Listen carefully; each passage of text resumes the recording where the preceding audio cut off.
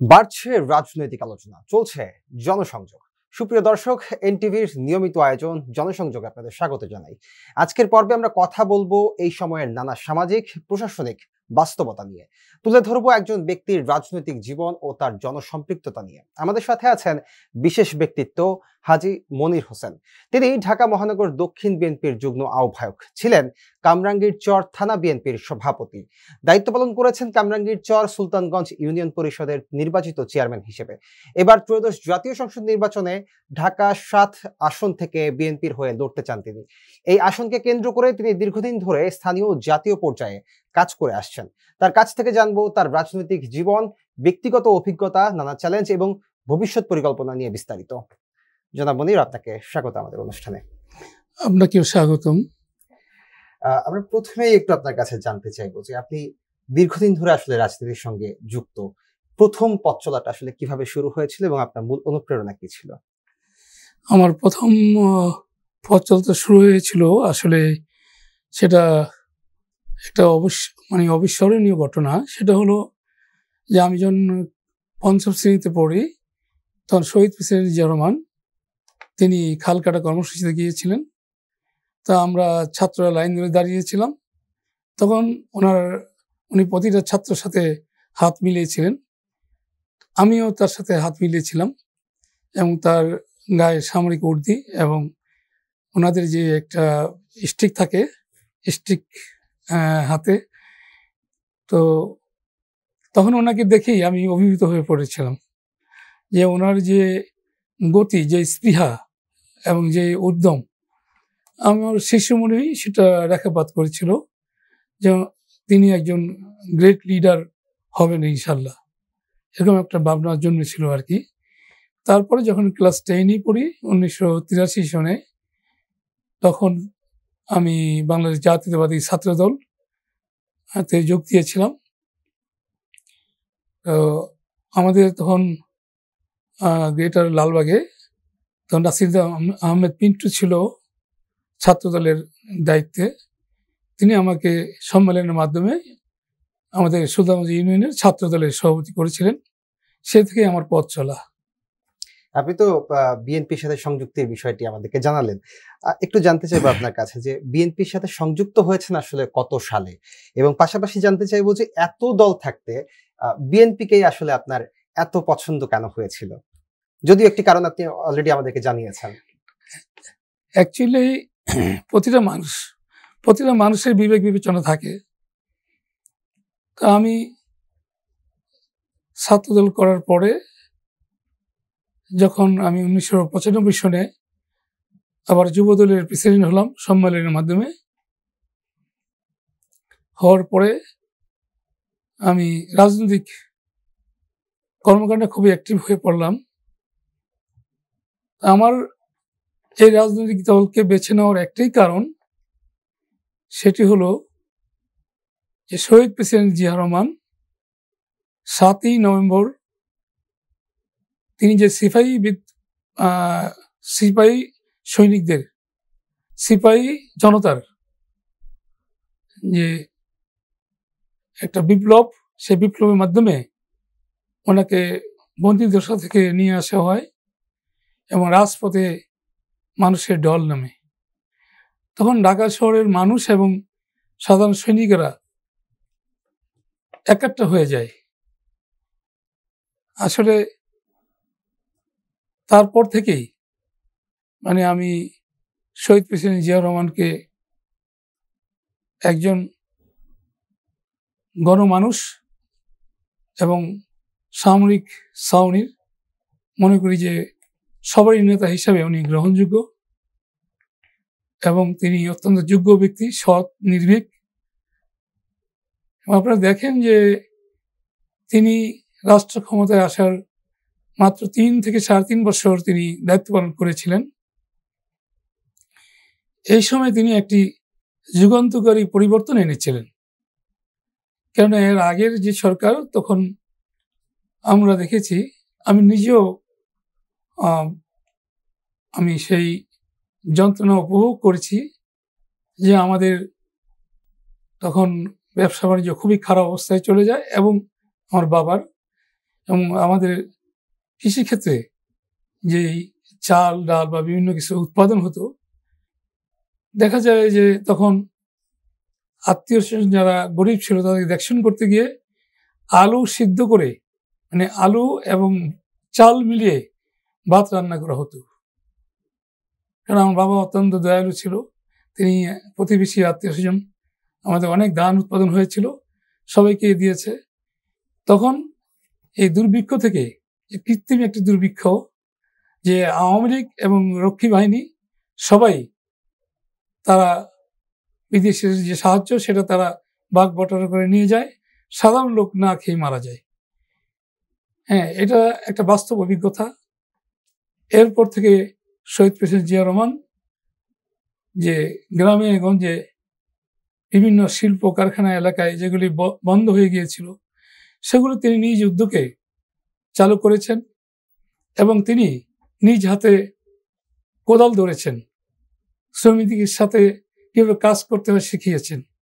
তিনি নারীদেরকে পুনর্বাসনের জন্য রাস্তার পাশে, বাড়ির আঙিনায়, বিভিন্ন জায়গায় ফল ফলাদি এবং নিত্যদিনের যে কাঁচা শাক সবজি সেগুলি উৎপাদনের জন্য গ্রামে গঞ্জে গিয়ে তিনি প্রেরণা জুগিয়েছেন। যে তিনি যে একটি ডায়নামিক চেঞ্জ বাংলাদেশে এনে দিয়েছেন, যে খাদ্য তিনি বিদেশে রপ্তানি করেছেন, সেজন্য এদেশের মানুষ যাদের ন্যূনতম বিবেক আছে তারা সবাই শহীদ প্রেসিডেন্ট জিয়া রহমানকে তাদের হৃদয়ের গভীরে স্থান দিয়েছেন। সেজন্য আমার এই দলকে, শত নির্যাতন নিপীড়নের কারণেও এই দলকে আমার ভালো লাগে। আমরা একটু বর্তমান প্রেক্ষাপটে ফিরে আসতে চাই। সেটি হচ্ছে যে বিগত সরকারের আমলে যে প্রশাসনিক ব্যবস্থা ছিল সেটিকে আপনি কিভাবে মূল্যায়ন করেন এবং মানে শেষ সময়টা আসলে আপনি কিভাবে অতিবাহিত করেছেন? আসলে সেটা যদি আমি বিস্তারিত বলতে যাই অনেক সময়ের প্রয়োজন। আমি শুধু জাস্ট সংক্ষেপে একটু বলবো। সেটা হলো, যেমন ধরেন আওয়ামী লীগ ক্ষমতায় ৯৬তে ক্ষমতায় আসার পরে তারা তাদের রাজনৈতিক প্রতিপক্ষ অর্থাৎ বিএনপি জামাতের উপরে, বিশেষ করে বিএনপির উপরে তারা ক্র্যাকডাউন শুরু করেছে। যেমন আমরা মিছিল করেছি হরতালের পক্ষে, সেখানে হাজি সেলিম গিয়ে পিস্তল দিয়ে আমার মাথায় আঘাত করেছে, আমাকে ধরে পুলিশে দিয়েছে, আমি ডিটেনশন খেটেছি। তখন থেকে তাদের মানে তারা ক্ষমতাকে অবলম্বিত করার জন্য তাদের যে একটা দূর অভিসন্ধি সেটা নিয়েই তারা মাঠে নেমেছে। এবং এর পরবর্তীতে যখন বিএনপি ক্ষমতায় আসে 2000 বা 2001 সনে, তখন দেখা যায় যে এই বিএনপিকে জনগণের কাছে খারাপ করার জন্য তারা ঢাকা শহরে অনেকগুলো কমিশনারকে মেরে ফেলেছে এবং সারা বাংলাদেশে একটি কৃত্রিম সন্ত্রাস নৈরাজ্যের সৃষ্টি করেছে। আমরা দলীয়ভাবে অত্যন্ত ঝুঁকি নিয়ে আমরা সেই সন্ত্রাসী মোকাবেলা করেছি এবং আমরা আমার এলাকায় আমি বলতে পারি যে আমরা সর্বদলীয় সন্ত্রাস প্রতিরোধ কমিটি করেছি। একজন মুরব্বী সেটার সভাপতি ছিলেন, আমি সেটার সেক্রেটারি ছিলাম। আমরা রাজপথে রীতিমতো আন্দোলন গড়ে তুলেছি এবং সন্ত্রাসীদের বিরুদ্ধে গণপ্রতিরোধ গড়ে তুলেছি। তো বিএনপি যাতে ক্ষমতায় না থাকতে পারে এই জন্য শুধু দেশি না বিদেশিও ষড়যন্ত্র কাজ করেছে। আপনারা তো নিজেরা সবাই দেখেছেন যে স্বৈরাচারিণী হাসিনা তিনি ঘোষণা দিয়েছেন 2041, দ্যাট ইজ 2041 সন ভিশন, অর্থাৎ তারা এর আগে ক্ষমতা ছাড়বে না। এই যে একটা দূর অভিসন্ধি, এটা কোনো রাজনৈতিক দলের এজেন্ডা হতে পারে না। আমরা জনগণের সেবা করব, জনগণ আমাকে যখন দায়িত্ব দিবে আমি সেবা করব, এবং যখন দায়িত্ব দিবে না তখন আমি ব্যক্তিগতভাবে যা করতে পারি ততটুকু সহায়তা করব। এটা অবিলক্ষ হওয়া উচিত ছিল, সেটা না করে তারা একনায়কতন্ত্র চালু করেছে।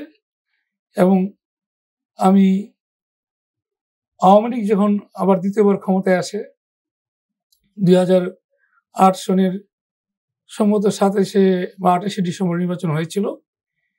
এরপরে আমাকে আমার এলাকার যে এমপি ছিল কামরুল ইসলাম, সে আমাকে ডেকে পাঠায় তার মন্ত্রণালয়ে, যেহেতু তখন আমি রানিং চেয়ারম্যান ছিলাম, যে আপনি আওয়ামী লীগে যোগ দিতে হবে এবং আপনাকে আমি থানা আওয়ামী লীগের প্রেসিডেন্ট করবো, যতদিন আওয়ামী লীগ ক্ষমতা থাকবে আপনি চেয়ারম্যান থাকবেন।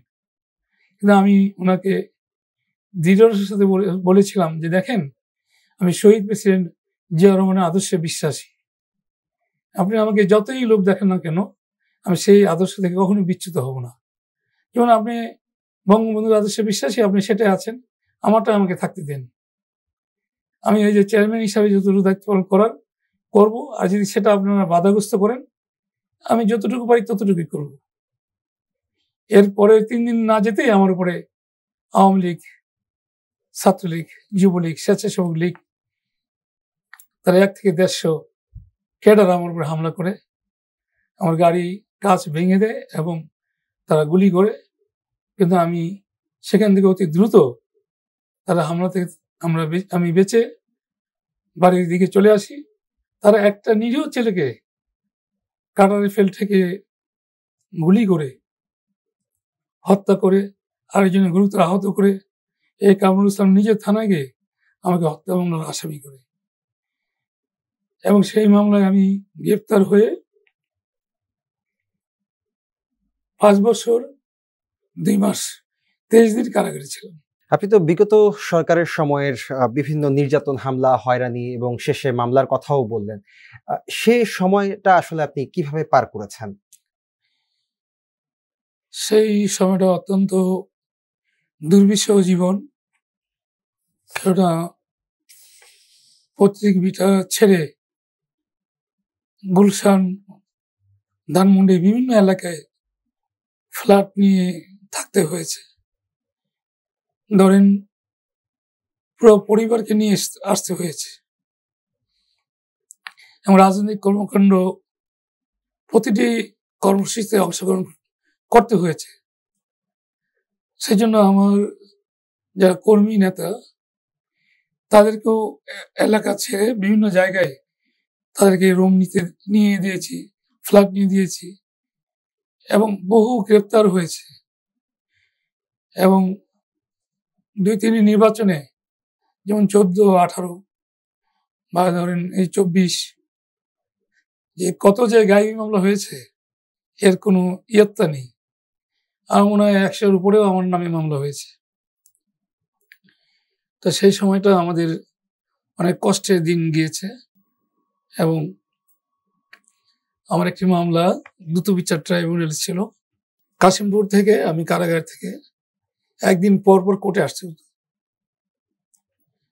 রমজান মাসে আবার রাতে 10টা-9টা বেজে যেত। আবার ওখানে গিয়ে আমি তারাবির নামাজ পড়াইতাম, ইমামতি করতাম। মানে একটা দুর্বিষহ জীবন। তো আমার এই মামলার মধ্যে দেখা যায় যে আমার ছোট ভাই হাজী আলী আসগর শাহ আলম, আমার ভাতিজা, আমার ভাগিনা, আমার মামাতো ভাই, ফুফাতো ভাই, অনেক নিকট আত্মীয় তারা জেল খেটেছে। এবং অনেকে জেল খেটেছে এরকম যে তারা আমার আত্মীয়, রাজনীতির সাথে জড়িত না। তো তারা যদি আমাকে আবার হেল্প করে, সেই জন্য তাদেরকেও মামলায় দিয়ে কারাগারে পাঠিয়েছে। যেমন ধরেন আমার এলাকায় যে ওসি ছিল শাহিন ফকির, খুবই অমানুষ, নিয়ে যারা কম বয়সের ছেলে পেলে তাদেরকে এমনভাবে পিটাতো, মানে পশুর মতো। এবং আমরা পোস্টার লাগাতাম, সেই পোস্টার লাগানোর সময় দড়ি নিয়ে তাদেরকে ভীষণ মারধর করতো, আর বলতো যে তারা এই প্রস্রাব করো, তা না হলে তাদেরকে মামলায় ঢুকিয়ে দেব। তাদেরকে এই কাজে, এরকম একটা অশালীন কাজে তাদেরকে বাধ্য করা হতো। যেমন ধরেন কারাগারেও আমরা যেমন শুনছে বিএনপি মামলা, গায়েবী মামলা, তারা আমাদের যে সমস্ত সাধারণ কর্মী তারা তো ফাইলে ঘুমাতে হতো, মানে কোনো রকমে আপনার কষ্ট করে রাত্রি যাপন করা। হয়তো যারা আমরা সিনিয়র আমরা হয়তো বিভিন্নভাবে ম্যানেজ করে থাকার চেষ্টা করেছি। রাজনৈতিক জীবনে আওয়ামী লীগ যে কষ্ট দিয়েছে সারা বাংলাদেশের তাদের বিরোধী যত দল আছে, যেমন ধরেন একজন সাধারণ মাওলানা সাহেব বা মুফতি সাহেব, তিনি একটা মসজিদের ধরেন খতিব, তিনি শুধু সরকারের একটু সমালোচনা করেছে যে তারা ধর্মবিরোধী কাজ করছে, ভারতকে করিডোর দিয়ে দিচ্ছে, নানা রকম যেটা মৌলিক বিষয় সেই আলোচনা করার কারণে তাকে জঙ্গি মামলায় দিয়ে ভিতরে ঢুকিয়ে দিয়েছে। আমরা এমন কত আলেম ওলামাকে যে ভিতরে দেখেছি যে সেটা বলে শেষ করা যাবে না। আর তাদের তো একটা দুর্বিষহ জীবন, কারণ তাদের তো আয় রোজগারের বন্ধ হয়ে গেছে, কারণ তিনি চাকরি করতেন চলতেন। এরকম তারা কাউকে ছাড় দেয় নাই। যেমন ধরেন আমাদের যেটা আমাদের সমাবেশ হওয়ার কথা ছিল 10ই ডিসেম্বর মহাসমাবেশ, এর একদিন আগে তো দেখেন আমাদের বিএনপির কেন্দ্রীয় কার্যালয়ে অভিযান চালিয়ে কিভাবে মানুষের উপর নির্মম অত্যাচার করেছে, এবং আমাদের মহাসচিব, আমাদের দক্ষিণের আহ্বায়ক আব্দুল সালাম বীর মুক্তিযোদ্ধা, তাদেরকে গ্রেপ্তার করে নিয়ে যায়, আমুল্লাহ আমান সহ আরো অনেককেই নিয়ে যায়। তো তারা নিজেদের মধ্যে বিভেদ সৃষ্টির জন্য আমরুল্লাহ আমান এবং তার আরেকজন সহযোগী ছেড়ে দেয়, মনে থাকার কথা। এটা এই জন্য যে আমাদের এই প্রোগ্রামটা হওয়ার কথা ছিল আমাদের নয়াপল্টন পার্টি অফিসের সামনে অথবা সরদি উদ্যানে, তারা আমাদেরকে সেখানে না দিয়ে দিয়েছে সেই আপনার সেটা হলো গোবিবাগের কাছে যেই মাঠে দিয়েছিল, সেখানে কোনো সমাবেশ বা বড় সমাবেশ হওয়ার কোনো জায়গা না। তো পুলিশ রাস্তাঘাটে এমন ডিস্টার্ব করছিল যে কর্মীরা এলাকা থেকে বের হতে পারছিল না। আমরা রাতের বেলায়, মানে সভা আগামীকালকে 10 তারিখ, আমরা রাতের বেলায় এলাকা থেকে হাজার হাজার কর্মী বিভিন্নভাবে তাদেরকে এনে এই ব্রাদার্স মাঠে আমরা রাত্রি যাপন করেছি। পরের দিন সকালে আমরা সমাবেশে গিয়েছি। তা আমাদের ভারপ্রাপ্ত চেয়ারম্যান জননন্দিত জননেতা জনাব তারেক রহমান সাহেব, তিনি ওই প্রোগ্রামে আমরা কামরাঙ্গীরচর থানা উত্তর এবং দক্ষিণ বিএনপির মধ্যে সর্বোচ্চ সর্ববৃহৎ মিছিল নিয়ে অংশগ্রহণ করেছি। তিনি আমাদেরকে ধন্যবাদ জানিয়েছিলেন, কিন্তু সেদিন আমরা তো সাকসেস হতে পারিনি। কিন্তু আমাদের এই পার্টি অফিসের সামনে বা সোহরাওয়ার্দী উদ্যানে হতো, তাহলে দেখা যায় যে সেখানে 20-30 লক্ষ লোক জমায়েত হলে তাদেরকে তো সেখান থেকে বের করে দিতে পারতো না। আমরা আন্দোলনে একটা সফলতা দেখতে পেতাম, কিন্তু নানা অত্যাচারের কারণে বা কূটকৌশলের কারণে আমরা এই স্বৈরাচারী হাসিনাকে সরাতে অনেক সময় আমাদের নিতে হয়েছে আর কি। জনাব মনির, আপনি তো ঢাকা সংসদীয় 7 আসন থেকে বিএনপির মনোনয়ন প্রত্যাশী, তো খুব সোজাসাপটা ভাবেই আসলে আপনাকে কাছ থেকে জানতে চাই যে দল আপনাকে কেন মনোনয়ন দেবে, এবং বিগত 17 বছরের দলের পক্ষে, জনগণের পক্ষে আপনার অবস্থান কি ছিল? আসলে ঢাকা 7 আসনে আমাকে মনোনয়ন দিবে দল, এই জন্য আমি শতভাগ প্রত্যাশী যে আমি যখন থেকে রাজনীতিতে অংশগ্রহণ করেছি তখন থেকে বিএনপির এমন কোনো প্রোগ্রাম নাই যে যেখানে আমার হাজার হাজার লোক অংশগ্রহণ করে নাই। আমি কারাগারে থাকলেও আমার ছোট ভাই বা সংগঠনের অন্যান্য যারা আছে আমার নেতৃত্বে, তারা হাজার হাজার লোক নিয়ে অংশগ্রহণ করেছে আমার মুক্তির দাবিতে। আবার যখন আমি বাইরে ছিলাম তখন আমার নেতৃত্বেই ম্যাডাম খালেদা জিয়ার মুক্তির দাবিতে বা তার ট্রায়াল চলছে তার বিরুদ্ধে আমরা প্রতিটি কর্মসূচিতে আপনার ব্যানার নিয়ে আমরা অংশগ্রহণ করেছি। আমি 4 বারে 7 বছর কারাগারে ছিলাম। আমি কারাগারে থাকা অবস্থায় আমার বাবা এবং মা ইন্তেকাল করেছেন এবং আমি প্যারোলে মুক্তি পেয়েও আমি আমার মায়ের কবরে এক মুষ্টি মাটি দিতে পারিনি, কারণ আমাকে নিয়ে গেছে শুধু জানাজায় অংশগ্রহণ করার জন্য। সেই জঙ্গিদের কথিত যে জঙ্গি, তাদেরকে যেই পোশাক পরায় এবং পায়ে ডান্ডা বেরি, হাতে ডান্ডা বেরি, হাতে বেরি লাগিয়ে নিয়ে গিয়েছিল। তারপর বাবা মৃত্যুবরণ করে। সেখানে আমার জামিন হয়েছে, কিন্তু আমাকে বের হতে দিবে না। কারাগারের সামনে প্রায় 10,000 লোক জমায়েত হয়েছে আমার বাবার লাশ নিয়ে। তো সেই জনগণের চাপে আমাকে জেলখানা থেকে ছাড়তে বাধ্য হয়েছে। আমার বড় ভাই, তিনি 1978 সনে যখন বিএনপি প্রতিষ্ঠিত হয়, তখন তিনি বিএনপি কামরাঙ্গীরচরে নেতৃত্ব দিয়েছেন এবং বিএনপিকে তিনি শক্তিশালী একটি ঘাঁটি হিসেবে কামরাঙ্গীরচরকে তৈরি করেছেন। তিনি 1999 সনে যে আওয়ামী লীগ ভারতকে যে করিডোর দিয়েছিল, তার বিরুদ্ধে একটি রোড মার্চ ছিল ঢাকা ভৈরব। সেই রোড মার্চে অংশগ্রহণ করতে গিয়ে আমার বড় ভাই 5 জন নাবালক শিশু সন্তান রেখে তিনি শহীদ হন। এবার দলের জন্য আমাদের যে কন্ট্রিবিউশন, যেমন ধরুন আমার ছোট ভাই, তিনি অনেক বড় ব্যবসায়ী, ছাতার ব্যবসা করে, লাবণী ছাতা কোম্পানি। আমি যখন কারাগারে থাকি তখন তারা নেতৃত্ব দেয়, আবার তারাও জেলখানায় যায় রাজনৈতিক কারণে। এবং আমার পরিবারে ধরেন অর্থনৈতিক তো কত ক্ষতি হয়েছে সেটা কোনো হিসাব নেই। আমি শুধু 45 কাঠা জমি কামরাঙ্গীরচরে এত মূল্যবান বিক্রি করেছি এই পলাতক অবস্থায় এবং কারাগারে থাকা অবস্থায়। তা আমরা এত ক্ষতিগ্রস্ত, কিন্তু আমরা সংগঠনকে ঢাকা শহরের মধ্যে এবং বিএনপি দক্ষিণের মধ্যে কামরাঙ্গীরচর একটি শক্তিশালী বিএনপির ঘাঁটি হিসাবে আমি গড়ে তুলেছি। আমি আমার ভারপ্রাপ্ত চেয়ারম্যান জনাব তারেক রহমান সাহেবকে বলেছি যে আমাদের সংগঠন শক্তিশালী করতে হলে পাড়ায় পাড়ায়, মহল্লায় মহল্লায় ইউনিট তৈরি করতে হবে।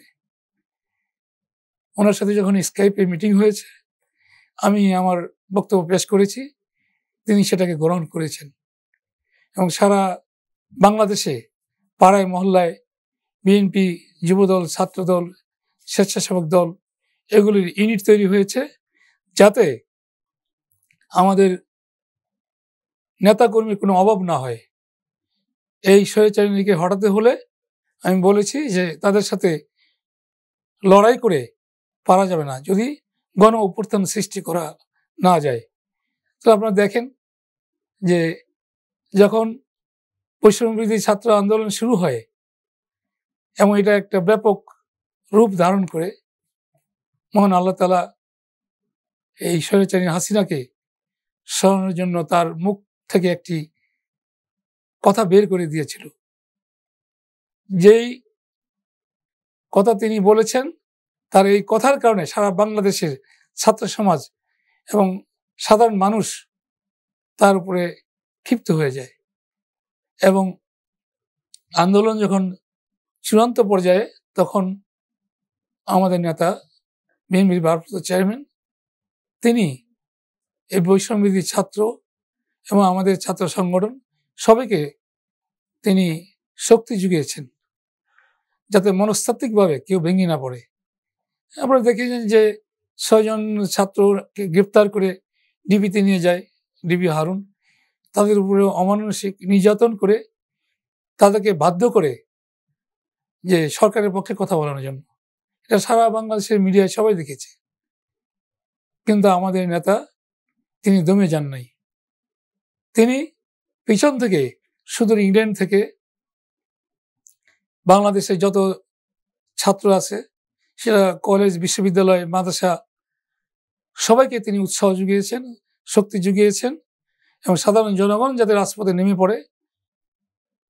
এবং আমি মনে করি তার যে একটা ব্যাকআপ, তিনি যে দিয়েছেন, সেই জন্য বৈষম্যবিরোধী ছাত্র সহ সবাই একটা সাহস পেয়েছে যে বিএনপির মতো একটা বড় দলের নেতা আমাদের পিছনে আছে। এবং সেই জন্য স্বৈরাচারিণী হাসিনা যে 5ই আগস্ট সে তার জীবন মৃত্যুর ভয়ে পালিয়ে যেতে বাধ্য হয়েছে।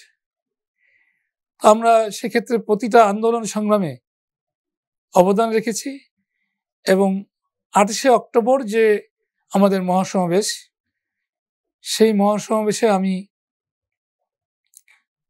25 তারিখে আমার 80টা সাংগঠনিক ওয়ার্ড ঢাকা মহানগর দক্ষিণে তাদেরকে চাঙ্গা রাখার জন্য এবং তাদেরকে লজিস্টিক সাপোর্ট দেওয়ার জন্য আমার উপর দায়িত্ব ছিল।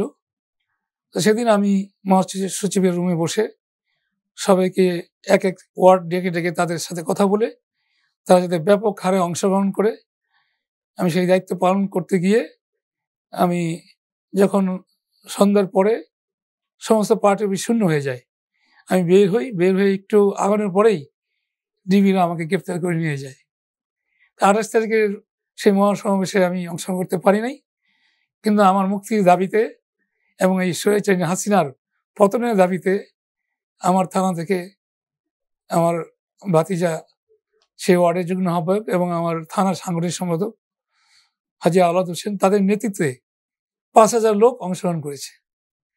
এবং যখন মাইকের লাইনটা কেটে দেওয়া হয়, তখন আমার মিছিল থেকে হ্যান্ড মাইকটা আমার মহাসচিব মির্জা ফখরুল ইসলাম আলমগীর সাহেবের হাতে দেওয়া হয় পরবর্তী কর্মসূচি ঘোষণা করার জন্য। সেজন্য যখনই মহাসচিবের সাথে দেখা হতো বা ওনার অফিসে, তখন তিনি বলতেন যে মনির চেয়ারম্যানদের মতো এমন যদি নেতা না থাকতো তাহলে বিএনপির অস্তিত্ব থাকতো না। তারা নিঃস্বার্থভাবে কাজ করে যাচ্ছে, কারাগারে থাকলেও তাদের মিছিল, বাইরে থাকলেও তাদের মিছিল। দলের মহাসচিব যেহেতু আমাকে নিয়ে গর্ব করে, সেহেতু আমি তো আশা করতেই পারি যে আমি শত নির্যাতনের পরে 7 আসনের আমি প্রার্থী হতে পারবো না কেন? আমার চেয়ে অবদান কারো বেশি নেই। ইনশাল্লাহ আমি মনে করি যে ঢাকা 7 আসন থেকে আমার মতো একজন জনপ্রিয় ব্যক্তিকে নমিনেশন দিলে ধানের শীষ প্রতীক নিয়ে আমি বিপুল ভোটের ব্যবধানে ইনশাল্লাহ জয়যুক্ত হতে পারবো। এবং যারা আমার প্রতিপক্ষ থাকবে ইনশাল্লাহ দেখবেন তাদের অনেকেরই জামানত খোয়া যাবে। আমি শুধু দলীয়ভাবে না, ব্যক্তিগতভাবে মানুষের সেবা করেও আমি অনেক জনপ্রিয়। সেই জন্য আশা করব যে আমাদের মাননীয় ভারপ্রাপ্ত চেয়ারম্যান এবং আমাদের যে নির্বাচন নমিনেশন বোর্ড স্থায়ী কমিটির যারা মেম্বার আছেন সম্মানিত, ওনারা আমাকে বিবেচনা করবেন, এটা আমার দৃঢ় বিশ্বাস। ধরুন জনাব মনির, আপনি নমিনেশন পেয়ে গেছেন, আপনার এলাকার জনগণের জন্য তাদের উন্নয়নের জন্য আপনি প্রথম কোন পদক্ষেপটি নেবেন? আমি আমার এলাকার মধ্যে যেমন ধরেন কামাগিচর, সেখানে 2টি ওয়ার্ডে আপনার মানুষের বাসায় বাসায় গ্যাসের চুলা আছে, সরকারি মিটার আছে, কিন্তু গ্যাস নেই। তারা গ্যাস সিলিন্ডার বাজার থেকে ক্রয় করে তারপরে রান্নাবান্নার কাজ করেন। কোনো কোনো এলাকায় রাতে 2টা বাজে গ্যাস আসে, ভোর 6টায় চলে যায়। এটা আমাদের মা বোনদের জন্য একটা অনেক বড় সমস্যা। বিগত 16 বছরে তারা আমার এলাকার একজন মন্ত্রী থাকা অবস্থায়ও জনগণের এই সমস্যা তারা কর্ণপাত করে নাই, কেন তাদের কিন্তু ভোটের প্রয়োজন হতো না। সেই জন্য জনগণের সমস্যা সমাধান করতে হবে এটা তারা কখনো ভাবতো না। আমার প্রথম কাজ হবে যে আমার এলাকার যে গ্যাসের সমস্যা সেটা আমি সবার আগে প্রাধান্য দেব। তারপরে আমার এলাকায় যে মাদক, শহরতলি এলাকা হিসাবে সেখানে মাদক দ্রব্যের সয়লাভ হয়ে গিয়েছে বিগত সরকারের আমলে, এবং আওয়ামী লীগের অনেক নেতাকর্মী এই ব্যবসায় জড়িত ছিল। যেমন পুরানো ঢাকার আমাদের লালবাগ, চকবাজার, কোতোয়ালি, বংশাল, এটা আমাদের পুরানো ঢাকার একটি ঐতিহাসিক এলাকা। যেমন আহসান মঞ্জিল এই আসনে অবস্থিত, হোসেনি দালান, তারপরে দেখেন আমাদের আলিয়া মাদ্রাসা, তারপরে লালবাগ কেল্লা, তারপরে ছোট কাটারা, বড় কাটারা, লালবাগ শাহী মসজিদ, চকবাজার শাহী মসজিদ, এবং বাংলাদেশের একজন ওলি হাফিজুর রহমতুল্লাহ আলাই, ওনার বিশাল বড় মাদ্রাসা কামরাঙ্গীরচরে। তো সেই হিসাবে আমরা বলতেই পারি যে এই ঢাকা ৭ আসন এটি একটি ঐতিহ্যমণ্ডিত ঐতিহাসিক এলাকা, এবং এগুলি উন্নয়ন করা অত্যন্ত জরুরি। রাস্তাগুলি এত সরু যে মানুষ ঘন্টার পর ঘন্টা যানজটে বসে থাকে।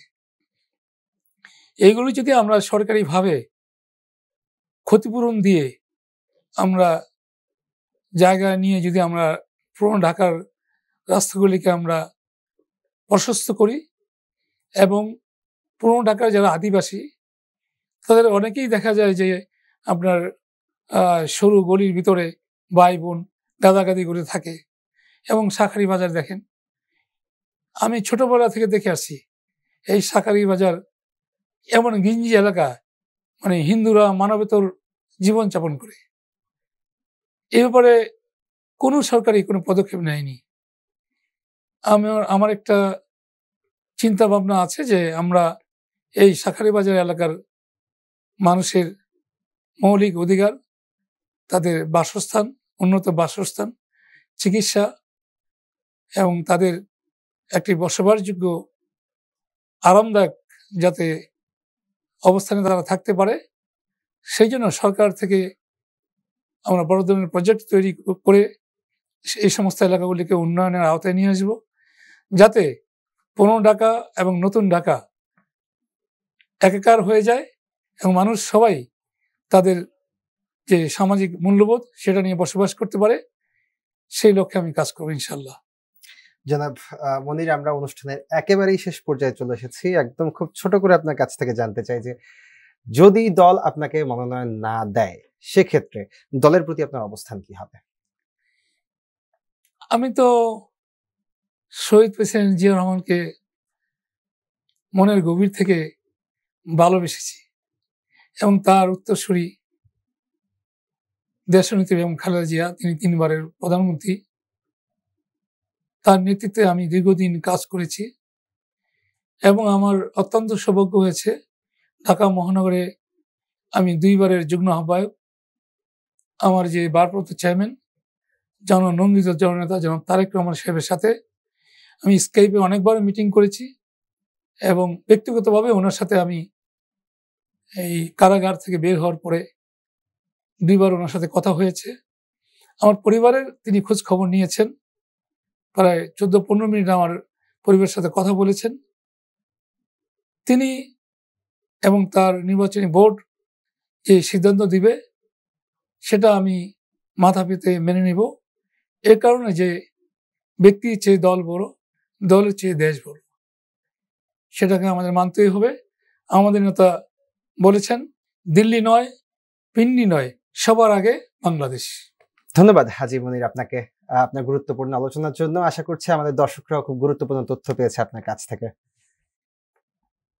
আমি আজকের এই অনুষ্ঠান থেকে সুপ্রিয় দর্শক মণ্ডলীকে আমি শুভেচ্ছা জানাচ্ছি, আমার ব্যক্তিগত পক্ষ থেকে, আমার দলের পক্ষ থেকে, আমার নেত্রী দেশনেত্রী বেগম খালেদা জিয়া এবং ভারপ্রাপ্ত চেয়ারম্যান জননন্দিত জননেতা তারেক রহমান সাহেবের পক্ষ থেকে আমি সবাইকে শুভেচ্ছা এবং অভিনন্দন জানাচ্ছি, ধন্যবাদ জানাচ্ছি এ কারণে যে শহীদ প্রেসিডেন্ট জিয়া রহমানের একটি অবিকল প্রতিচ্ছবি হলো তারেক রহমান, এবং তার ভিতরে যে স্পৃহা আছে কাজ করার, এই অদম্য স্পৃহা, সেটাকে যদি এই বাংলাদেশের জনগণ কাজে লাগাতে পারে তাহলে আমাদের দেশ খুব দ্রুত অনেক এগিয়ে যাবে। এদেশের মানুষ সুখে বসবাস করবে, তাদের মৌলিক অধিকার ফিরে পাবে, এবং তাদেরকে কোনো হয়রানির শিকার হতে হবে না, আমি এটা আশা রেখে সবাইকে শুভেচ্ছা জানিয়ে শেষ করছি। আসসালামু আলাইকুম ওয়া রাহমাতুল্লাহি ওয়া বারাকাতুহু। সুপ্রিয় দর্শক, শেষ করছি আজকের জনসংযোগ। তবে আবার দেখা হবে আগামী পর্বে নতুন কোনো মুখ, নতুন কোনো কথা নিয়ে। সে পর্যন্ত সবাই ভালো থাকুন, সুস্থ থাকুন, নিরাপদে থাকুন। শুভকামনা সব সময়।